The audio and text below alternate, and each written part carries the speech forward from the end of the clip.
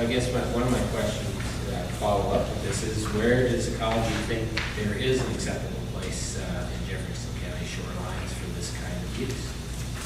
Well, and that's one of the questions later on the list. We were talking about it earlier, thinking, well, I'm not going to be able to give you a great answer on that. I think the way this process typically works is the local government, with state funding and other funding, does their inventory characterization of the shoreline. And that's what we look to the communities to make that assessment.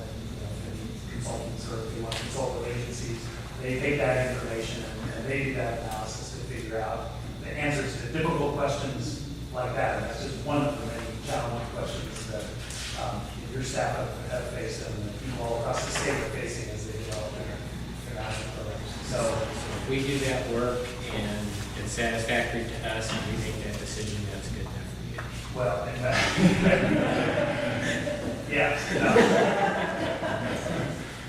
So I think that's the question we're back to. Is, and that's why, I guess in one of those bigger picture context kind of things that's probably worth noting here is the Department of Ecology does not have a raft of technical experts on all the issues that we address.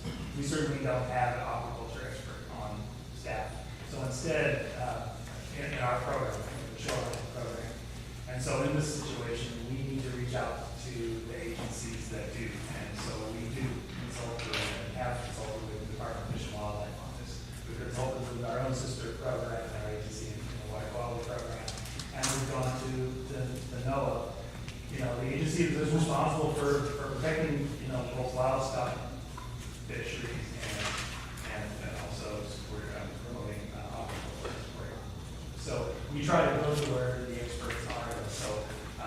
So we consult with them when we get questions like this. And I think that's something that the local governments can do as well. I know NOAA offered that, with Jefferson County.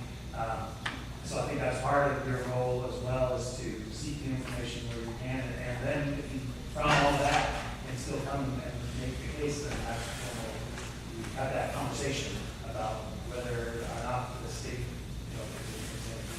and I think that's where we are now. Is we've done that consulting, and I'm not sure we're hearing the same things. We aren't hearing the same things as we're hearing from you. So hence this conversation today. Yeah, if I go back to the local process, the inventory and characterization work that was done, which is the foundation for the master program, has a great deal of information. Although, at the time the inventory characterization was being done, we were not specifically focusing on suitability for net pen sites.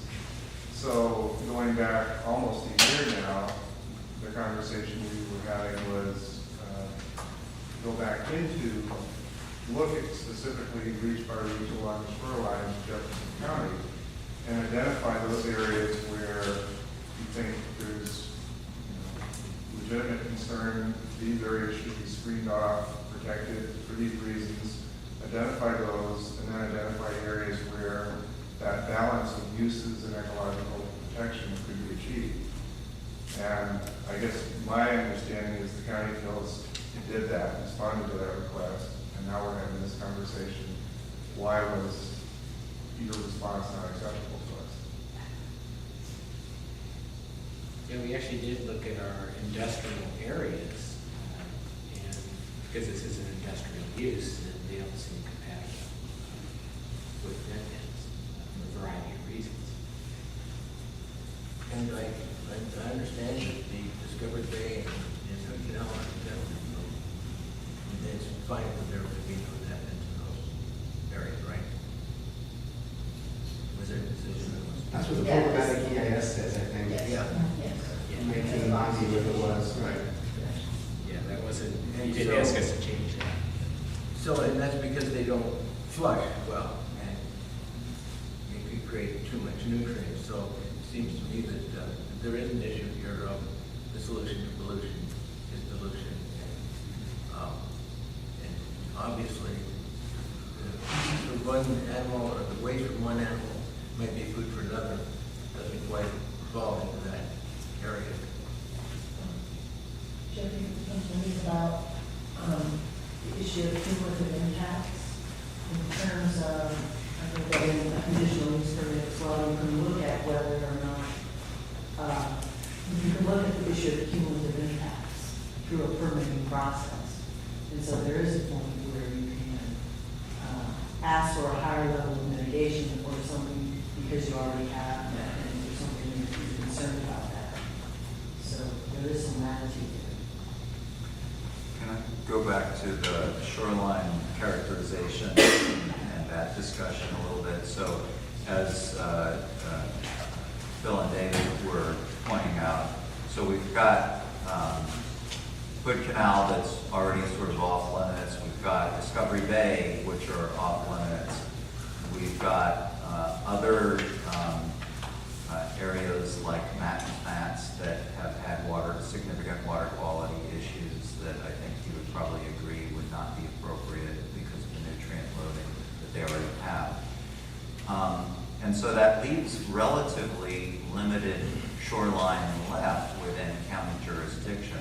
There's the Pacific coast, but probably with the wave action there in the open water, I don't know if that's considered appropriate for net pens just because of it's a rough environment. I think the commissioners were looking at a nexus, as David was saying, with some of our more industrial sites in terms of shoreline designation. But yet you look at a place, and there are very few of those in Jefferson County. They were designated without any thought about net pens. We were looking at the landward uses primarily. But you look at a site such as the paper mill site. Well, you've got an issue of needing to be far enough away from the effluent of the paper mill. You've got a naval base across the bay from it. You've got issues of navigable waters. And so you start having conflict of use. And so as we start looking at these locations, we do start running out of watery real estate, if you will.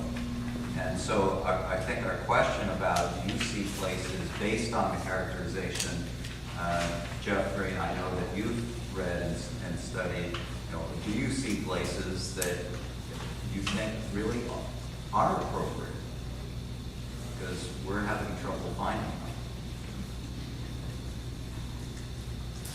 I can't say that I have found places. I think I would refer back to what Brian said earlier. I don't consider myself an expert in agriculture enough to make that kind of evaluation. And I would like to ask Mike and Morley just to hear their thoughts on this because I think it is a question of sort of suitability of location for the use itself, and then also as it relates to interaction with other uses and as it relates to other potential environmental locations that are already in place like Discovery Bay.